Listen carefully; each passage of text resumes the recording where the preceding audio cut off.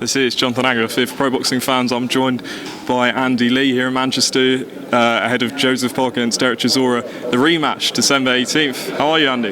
Fine, how are you? Yep, doing well, thanks. We're back again for Joseph Parker, Derek Chisora. What did you learn about Joseph Parker that you didn't know going into the fight?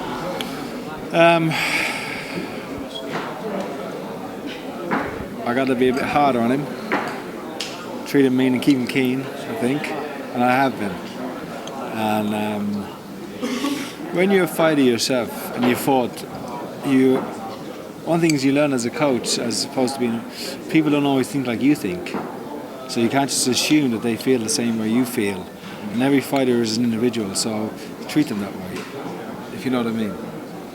Did you learn anything as well about Derek Chisora about the fight? Obviously he approached it very quickly, and then from what I saw sort of Joseph took over in the later rounds. Is that how you saw it? Yeah. When I was there, knocked down in the first round so early, so it just kind of skewed our whole game plan had to go out the window, and you take it into account the physical effects of being knocked down. So the recovery and what it takes to recover from that, still trying to win a fight and recover from a knockdown. So it was a very difficult situation for Joseph to be in. Also for me as a coach, because you can't really tell him to go out there and try and put on a guy when he's still suffering from the effects. So you're kind of managing that. But yeah, I felt like just the inconsistency from Joseph and inability to sustain attacks and press on when he has the advantage, always allowing Chisora to come back into the fight, even late in the fight. How crucial do you think the extra time you've had together will benefit you guys in this fight? Yeah, it takes a long time to embed habits, especially when he's trained a certain way for so long. It's not like he's a new fighter starting out from fresh. So, but it will benefit him a lot. I think I can always see a change where, like this time before the last fight, we just met, we just shook hands. Yeah. I just watched him shadow box. Now we've had a whole 7 or 8 months together in between, and he knows exactly what I want now.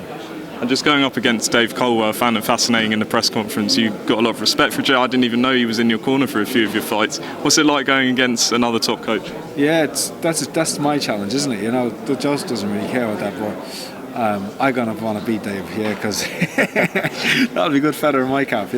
He is one of the best around. His results in the boxing world, you live by your results, don't you? Like, I speak a good game, but as at the moment, who have I coached? Nobody really. These guys so much more experience than me in this game. I'm still only learning, really. So, Dave Colwell, he's been around with some of the best, and all these fighters are good fighters. So, not just one type of style either, aggressive or boxer. So, yeah, he'll have some unique perspective to bring to Chisora. Absolutely. A couple more, Andy, because I know you've not got too much time. Canelo Alvarez, Caleb Plant, great fight on Saturday night. What did you make of it, and what do you think the future holds for Canelo? Haven't seen the fight yet. You haven't seen Didn't stay up. I was home for the weekend with my wife, so we went to a hotel with the kids. Didn't see the fight. We'll watch it eventually. Canelo can pretty much do what he wants, I think, in the game, can he? He's got that much power as well. He can manipulate the situation to favour himself and pick and choose who he wants to fight, and everybody wants to fight him because they get well paid. Who's out there that can challenge him? Really give him a test? I don't know. I'm not sure I see anybody out there at the moment. Will he ever fight at middleweight? I don't know. But I'd like to see him with maybe one of the Charlo. The middleweight Charlo would be a good test, I think. But I don't know if he'll go down that low again. And Tommy Fury is training with you guys. Saw the video yesterday you posted ahead of this Jake Paul fight. What's your thoughts on sort of how he's approaching this fight so far, and what do you make of that fight? He just started. It was literally his first day, so we're going to get into it deep now. And he's with the best man, his brother.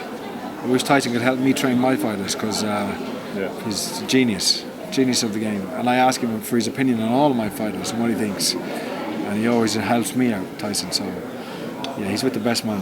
Does it help having Tyson back in the camp for you guys getting ready? Appreciate he's not going to help you guys sort of tactically, but having his energy around. Yeah, energy, tactically, pushing these guys. He's not even in camp, and he's running these guys into the ground. You know what I mean? And pushing them all the way. So,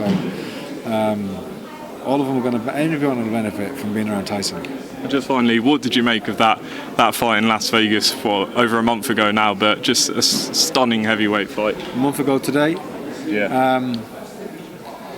Stunning, one of the best fights in a long time, especially for two great heavyweights. You know, the Crown, there was nothing they could do to top that. You know, the first fight was back and forth, up and down, and a draw. The second fight was complete domination. So how was Tyson going to top that performance, the domination of the second fight?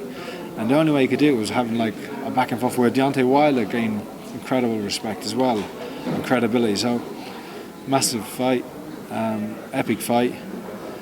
But then, you know, it's Monday morning, he's waking up and he's back out on the road and Morecambe running the front. So he doesn't change, Tyson.